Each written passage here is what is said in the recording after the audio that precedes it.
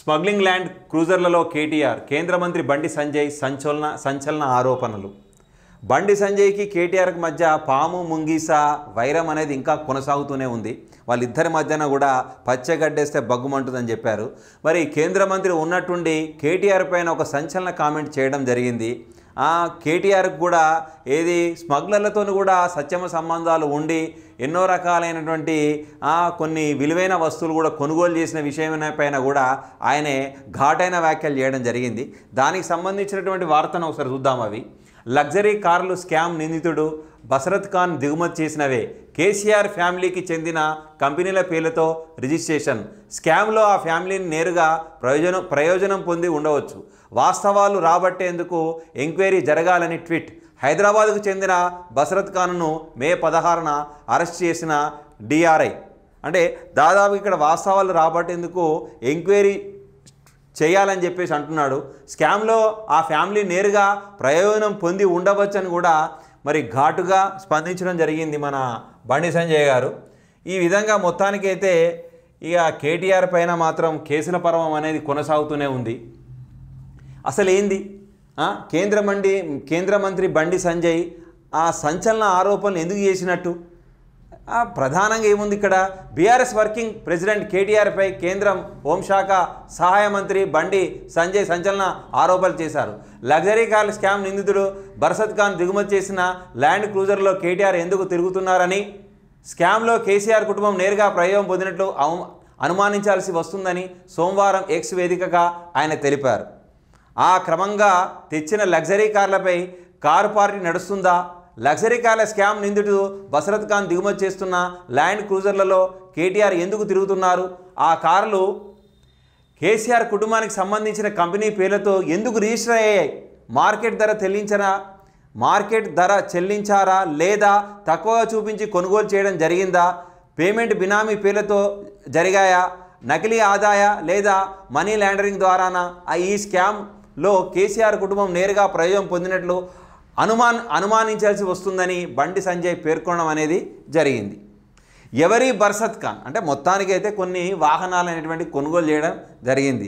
ఈ మధ్యకాలంలో ఒక సినిమా వచ్చింది. ఆ సినిమాలో కూడా ఆ హీరో ఏం చేస్తాడంటే త్వరగా డబ్బు సంపాదించడం కోసమని ఒక స్మగ్లింగ్ కార్లలాగా అదే సినిమా కనబడుతుంది ఇక్కడ. అదేదో సంథింగ్ సినిమా గుర్తుకొస్తలేదు, నాకు ఆ పేరు గుర్తుకు రావడం లేదు. ఈ మధ్యకాలంలో సినిమా బాగానే ఆడింది అది. ఓకే, దానిలాగానే అనిపిస్తుంది అంత దగ్గరగా సంబంధం. మరి నోరు 100 కోట్లు కస్టమ్ సుంకం ఎగవేత మోసంలో ప్రమేయం ఉందనే ఆరోపణలో హైదరాబాద్ చెందిన లగ్జరీ కార్ల డీలర్, గచ్చిబౌలిలోని Hyderabad Car Lounger owner Barsat Khan అహ్మదాబాద్లో మే 16న డైరెక్టర్ ఆఫ్ రెవెన్యూ ఇంటెలిజెన్స్ ఆఫీసర్లు అరెస్ట్ చేశారు. Hummer EV, Cadillac, escalator, Rolls Royals, Lexus, Toyota Land Cruiser, Lincoln Navigator వంటి ప్రీమియం మోటార్లతో పాటు 30కి పైగా లగ్జరీ వాహనాలను ఈయన ఎగుమతి చేస్తున్నట్లు ప్రాథమిక విచారణలో వెల్లడైంది.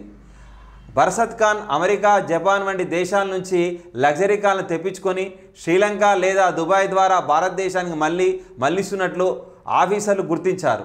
అమెరికా, జపాన్లోని అక్కడి అవసరాల మేరకు లెఫ్ట్ హ్యాండ్ డ్రైవర్ కార్లను ఉత్పత్తి చేస్తున్నారు. అందుకే వాటిని దుబాయ్, శ్రీలంక తీసుకొచ్చాక లెఫ్ట్ సైడ్ డ్రైవ్ నుంచి మన దేశ డ్రైవింగ్ విధానానికి తగ్గట్లు రైట్ హ్యాండ్స్ డ్రైవ్కు మాడిఫై చేసి నకిలీ పత్రాలతో ఇండియాకు దిగుమతి చేసుకున్నారనే అభియోగాలు ఉన్నాయి. ఈ క్రమంలో కస్టమ్స్ ట్యాక్స్ తప్పించుకునేందుకు లగ్జరీ వెహికల్స్ను వాటి అసలు విలువ దాదాపు 50% పైగా తక్కువ అంచనా వేసినట్లు ఆయనపై ఆరోపణలు ఉన్నాయి. ఇదంతా కూడా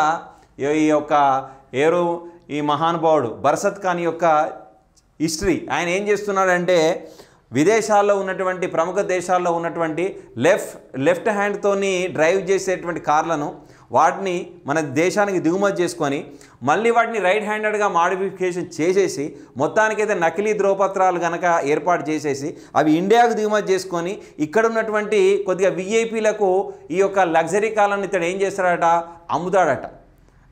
ఈ మధ్యకాలంలో ఒక సినిమా వచ్చింది, దుర్గల్ రమేష్ది ఒక సినిమా వచ్చింది, సేమ్ దాని మాదిరిగానే ఈ వ్యవహారం అంతా కనబడుతుంది.